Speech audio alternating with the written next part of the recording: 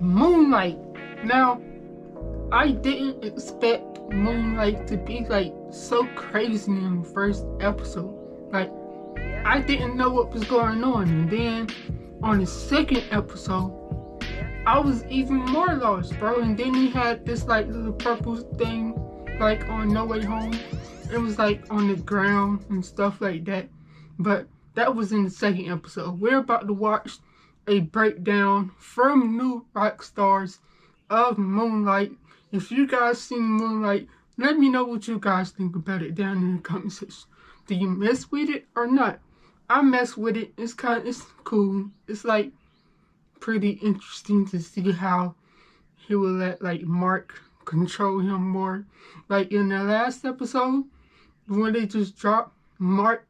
Well, I'm not gonna spoil it for y'all if y'all haven't seen it, but just know that last episode was crazy. So we're about to check out New Rockstar's breakdown of Moonlight. This is the dude that I always go to every time I see a Disney show, bro. This dude be on it. So we're about to check this out right now. If you're new, go ahead and leave a like, comment, share, and subscribe to the channel. Let's go ahead and react to it.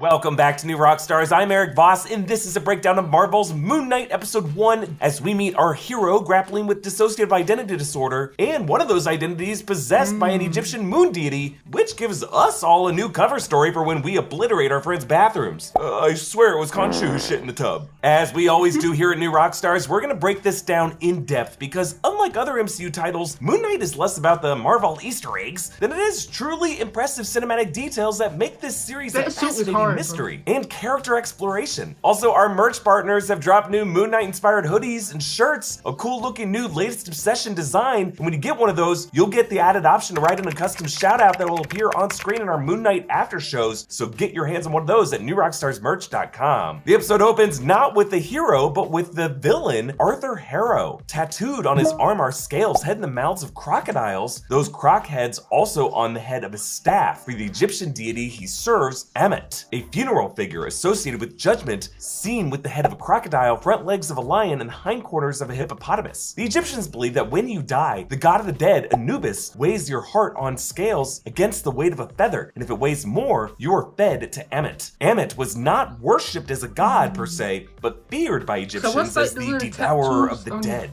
dooming them if they didn't adhere to the principle of Ma'at, which referred to a way of life that pursued truth and balance and justice. Philosophically, there's actually a lot in common here with Thanos, another MCU villain with a religious zeal to cull all of life by half. But whereas Thanos saw fairness in randomness, Harrow and his disciples believed that one's soul should be judged on its merits, past, present, and future. At least you can imagine in a post-Thanos society, one's fate being determined by a bit more order is a cult mentality Kool-Aid flavor more folks would like the taste of. In his ritual, he shatters a glass and then puts the broken pieces in his sandals, walking on them with bare feet. Now, walking on broken glass is a real-world meditative practice, but Harrow hides this inside his shoes, spending the whole day enduring great pain, but telling no one. This tells us that he is not doing this for show. He is a true believer. And the music we hear is Bob Dylan's Every Grain of Sand, one of Dylan's 80s spiritual tracks recorded after he found Jesus, became a born-again Christian. Kind of like how Arthur Harrow sees himself as a reborn evangelist. Every grain of sand refers to how Dylan saw the master's hand in every tiny particle of nature. And for Harrow, in every person, he sees Ammit's judgment. That could be another reason he walks on this broken glass. With every step, he pulverizes this glass back into grains of sand. Because that's what glass is. It's sand when it's superheated. The Marvel Studios title card has been updated so that now our new friends, the Eternals, can be seen on the inside of the R behind Rocket. And by the way, they put Rocket back where Peter Parker was in the No Way Home title card, because Peter can only appear in live action titles that Sony approves of. And by approves of, I mean get some money to pay for their poopy vampire movies. And suddenly the music changes from Bob Dylan to Engelbert Humperdinck's A Man Without Love, which is about a man who wakes up every day realizing he's alone phone. The first line actually juxtaposes Steven's inability to remember his past love, Layla, and the third line reflects how moonlight now shows him the way via his new soulmate, one that he is not yet aware of, Khonshu, the Egyptian moon deity. And we meet Stephen Grant. Now in the comics, Stephen Grant is actually the second identity of Mark Spector. Mark is really the main figure, the badass mercenary that we start with, and Stephen is a new identity he adopts, that of an elite billionaire. But I assume this series changed Stephen to this awkward museum employee to avoid the Batman Bruce Wayne comparisons. Because when Moon Knight first came out in the Marvel Comics, a lot of people considered him Marvel's Batman. Now behind Stephen's bed as he awakes are a number of texts on world history and architecture, ancient Egypt, etc. These books hovering over his head as he sleeps reflect how his dreams, or what he thinks are his dreams, take him back to that world. Now in the foreground, you can see his Rubik's Cube completed, which is interesting because while trying to stay awake, Stephen intentionally fiddles with it and tosses it, never finishing it, suggesting that when the Mark identity takes over, he might go ahead and solve the Rubik's Cube. We see how he strapped his leg to the bed and surrounded himself with sand, all as a kind of sleepwalking security measure. But his first real step forward of the day is his bare foot on sand, which the camera lingers on, showing he is more connected to the sands of Egypt than Harrow, whose first step of his day is on larger chunks of glass. His goldfish Gus is only one working fin, like Nemo, a comparison the pet store owner later invokes. But with one working fin, this poor guy is literally swimming in circles just like Stephen is. And you can see at the bottom of the fish tank is lined with a pyramid, King Tut's head, an Egyptian obelisk, and a sunken boat. He talks to his mother on the phone, probably talking to no one. Hello, Mum. It's me. Just checking in. I got your postcard. Putting it up on Gus's tank now. Now, assuming Stephen's mother doesn't really exist, is he sending himself these postcards? Is Mark sending them to Stephen to help keep him in that dormant routine? Later on at the gift shop, we do see a rack of postcards. I got a question, bro. So, Stephen, like, now he kind of gets, like, what Mark is, like, you know, trying to do, because the last episode, you know, he's getting used to him now. But in the first episode, I don't think Stephen, like, really, like, knew what was going on. And I don't know if Mark is, like him in reality, or is Stephen actually Mark or something. I don't know, bro. Let me know down in the comment section. No. Postcards, so perhaps this is where he's getting the postcards that he is mailing to himself. He says goodbye to his mom by saying, Anyway, sorry I missed you, Mum. I'll try again tomorrow. Laters, gators.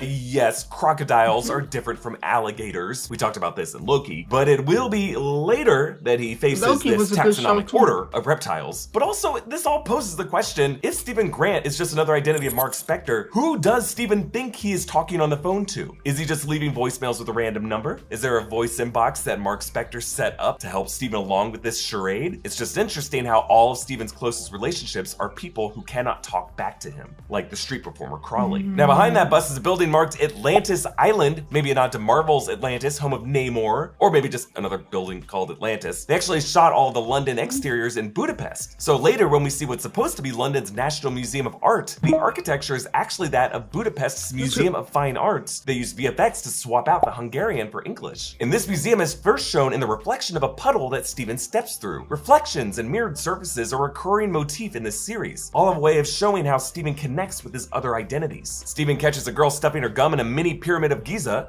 It's not like there's anything in there. Yeah, maybe not. But in there, something wicked.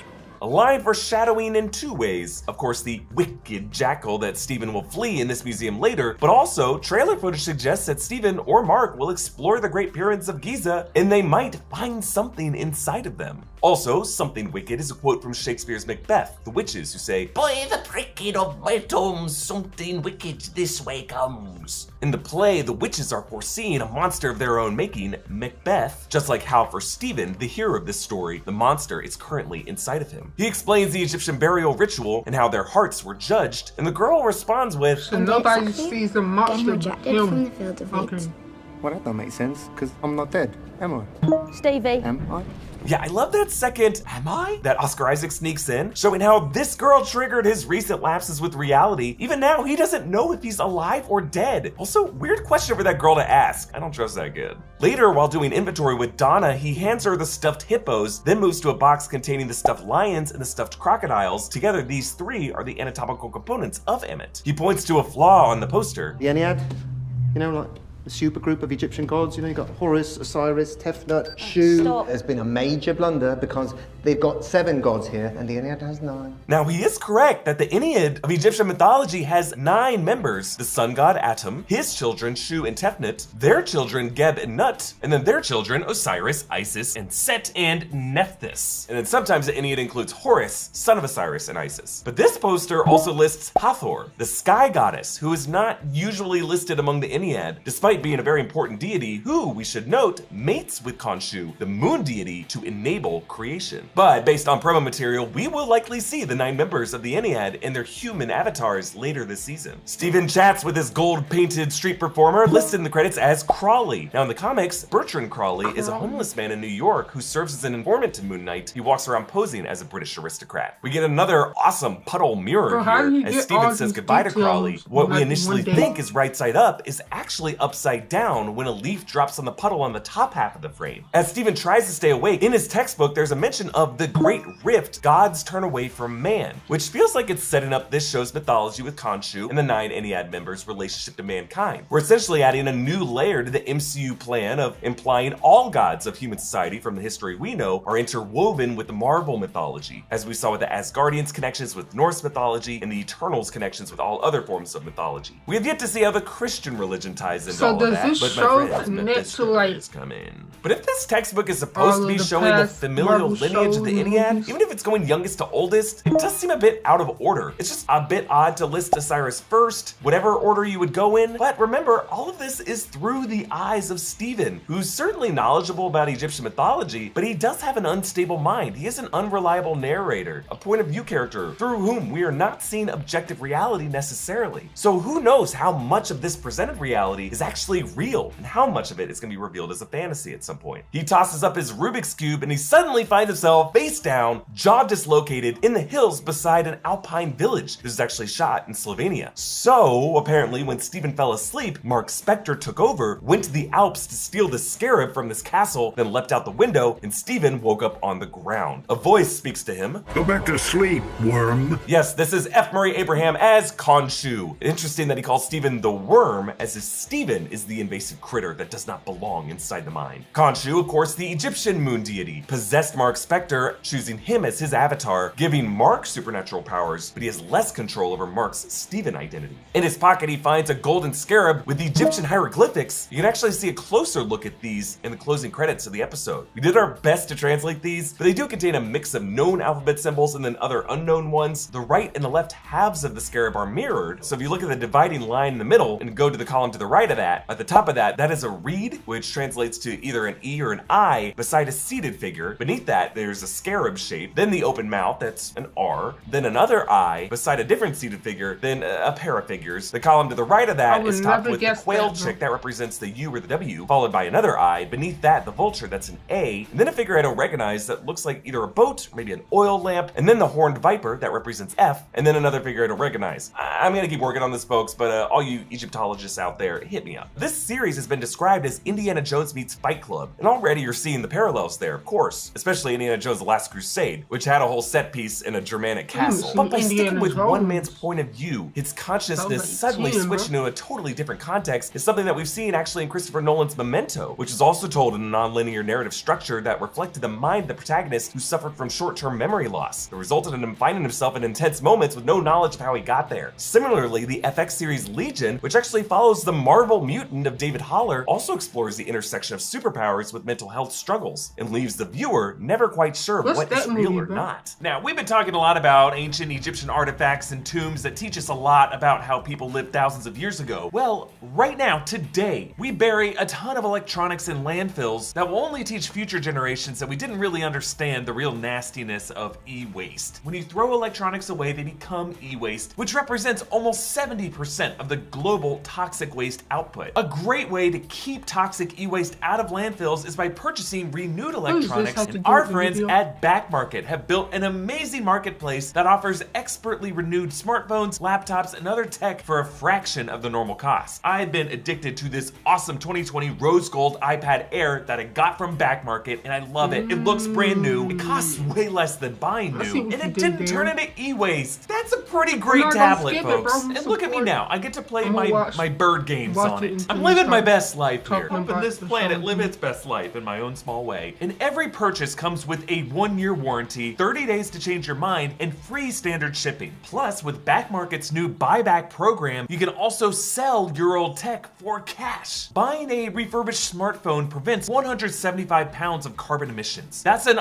Oscar Isaac of saved carbon emissions. I think he's a short guy. So use the code ROCKSTAR and save $20 on your first purchase of expertly renewed tech. Break up with new tech and find your next device at backmarket.com. That's Back Market and not Black Market. Y'all go to And thanks again to Back Market backmarket.com. for sponsoring this video. Code Interesting Rockstar. how in this scene all the shooters speak to each other in English. What's he doing? He's heading for the village. Just a little indicator that these men in their matching clothes are likely not native to this alpine town, but rather, like many cults in the real world, move to these places to just kind of like take the town over with their interesting Rajneeshni outfits. Steven pulls a Harrison Ford fugitive maneuver by joining the procession with some headgear to blend in. In this case, it's his white hoodie, white being the color of Moon Knight's wardrobe. Arthur Harrow parts the crowd, showing his long blown out hair. Now, Harrow in the comics is really a one-off villain from one issue in 1985, a guy with a half-paralyzed face carrying out some Nazi experiments in Mexico. Really, I think this guy's gonna have a deeper identity that gets revealed later in the series. Ethan I Hawke need to said read his more version of the character is Marvel based on David comics.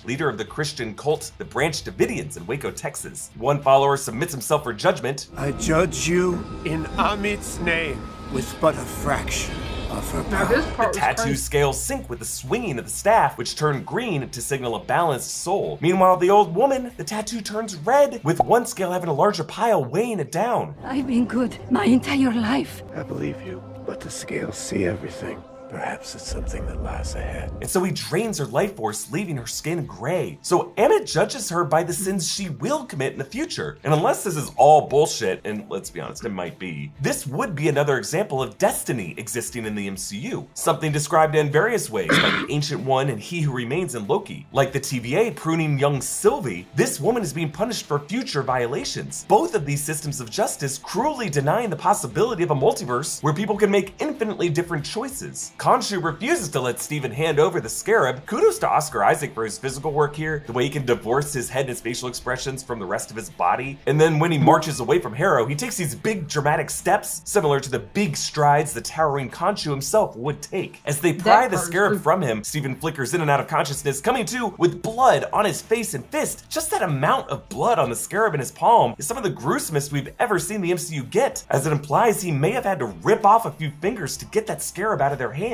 He flees in a cupcake delivery van that plays Wham's Wake Me Up, another cry for help as Steven wishes to be woken up from this nightmare. The fact that this is playing on the radio, maybe just a bit of an ironic joke, or just like an interesting coincidence that one might see in a dream. Stephen Grant wakes up for this thinking it's a dream, but as we find out later, it's not a dream. So why did such an ironic song play during it then? I just love how this show blurs the lines for what seems real and what seems fantasy. As he struggles against his pursuers, he flashes forward again and now finds the gun in his hand, the windshield blown out, the gunshot shattered the side window, and one of those pursuing cars flipping. I love how this whole scene plays out like a classic car chase, with one person steering, one person shooting, but with one man doing everything, and only seeing half of it. Think how terrifying that would be. A logging truck overturns and he swerves around it, 2 more trucks wedge around him, and then Mark takes over again.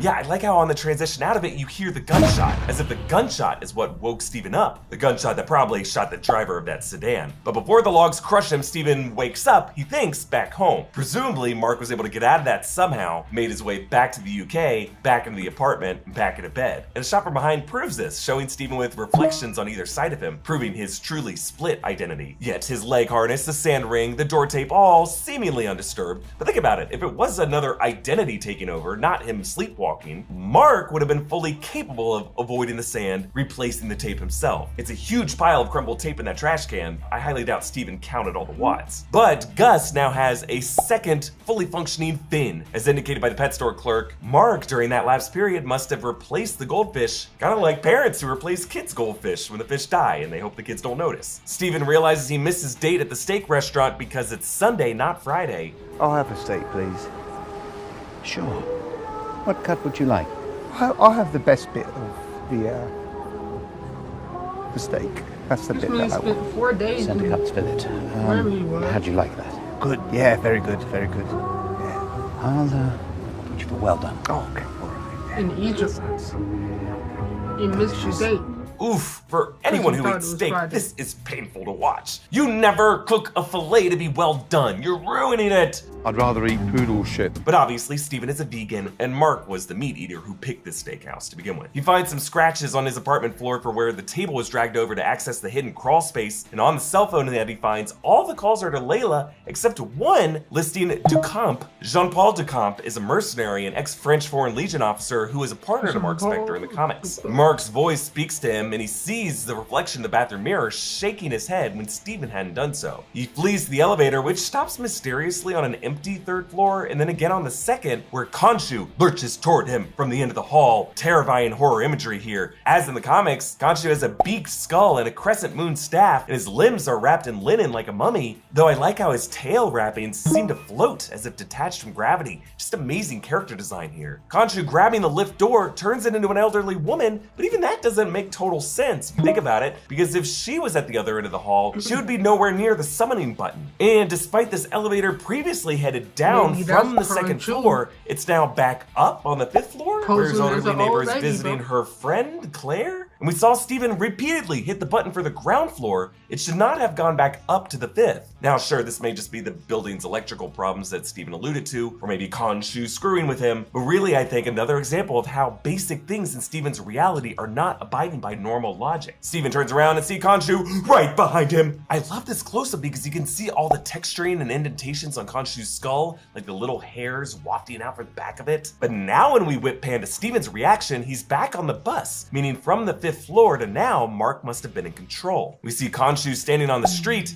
but he disappears when the lamppost crosses frame. On his bus, Steven realizes as he hops off, Harrow was on that bus. So either Mark was pursuing, or more likely being pursued by Arthur Harrow before Steven regained control. Harrow and his followers corner Steven at the museum.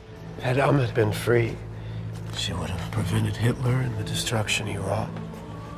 Nero, the Armenian genocide, Pol Pot. While alluding to history's worst crimes against humanity, Harrow invokes the baby Hitler thought experiment. What if Hitler could have been prevented from becoming the mass murdering dictator? Something Deadpool 2 addresses head on. Harrow goes on to say, But she was betrayed Was she? by indolent fellow gods, Oh, by even her own avatar. avatars. Blue people.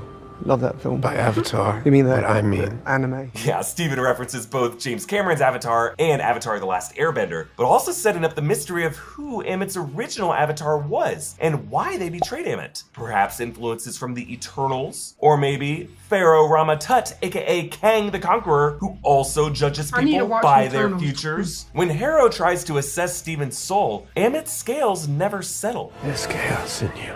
That's because Steven has a completely different moral alignment than Mark does. And the destiny of this total individual is really a complete variable depending on whoever is taking control. Now, would that mean that anyone with dissociative identity disorder that Harrow assessed would get the same result? Maybe, but I really think Steven and Mark's condition is amplified by Khonshu's possession, making him uniquely impossible to judge. That night as the museum closes, the crescent moon glimmers overhead, foretelling this as the night, Moon Night, will finally rise. Steven passes his reflections reflections and the two others remain in the glass. Mark turning back to see what is stalking Steven, in this case the jackal that moves in the foreground, a jackal released by Arthur Harrow to recover the scarab. In another shot, Steven is perfectly framed behind a half-broken bust. Just a really cool way of showing how he is sharing his mind with one of these ancient figures. The jackal appears again behind statues, its eyes glowing. Super creepy. Steven flees into the largest and nicest public museum bathroom I've ever seen. Steven, I could save us.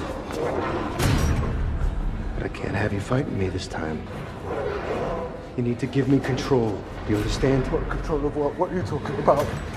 That thing's about to break through the door. I love how for all of this, we stay in one take, transitioning through whip pans, but staying in Steven's point of view. At first, the Mark reflection turns to face him while all the other infinite Steven reflections match Steven's movement, but after Steven turns to look at the door and then back to Mark, now only the Mark reflection is there in the mirror. So there may be other infinite identities in this mind, but Mark has the full attention right now. And then the music cuts out as he says, You're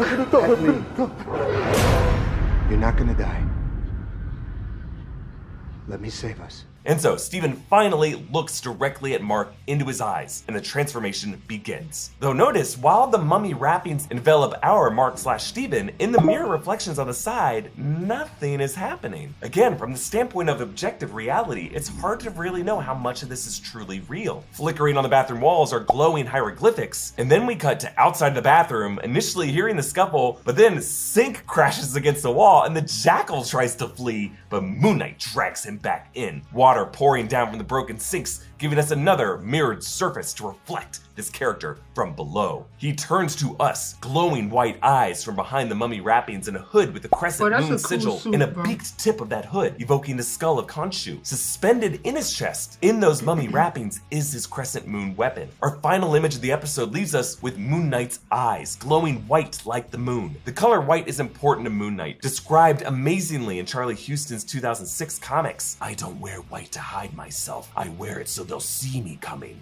so they'll know who it is. Because when they see white, it doesn't matter how good a target I am. Their hands shake so bad they couldn't hit the moon. I just love how this sequence began with our fear for the glowing eyes of the jackal, and it ends with the jackal being afraid of its prey taking on the glowing, terrifying eyes of the hunter. Again, check out our awesome Moon Knight merch over at newrockstarsmerch.com. You can follow me on Instagram and Twitter at EAVOS. So, in the first episode, we got introduced it to a lot of people. We got introduced it to the guy that was in the beginning. Then we got introduced it to Steven, and then Mark, and then Khonshu, and then Moonknight. So everything is like coming into place, I guess. But this video is almost 26 minutes long, so I'm not gonna make it any longer. If you guys like my action and want to see more from Rockstars, bro, let me know down in the comment section below. It's your boy Sky Breezing, and I'll see y'all next time.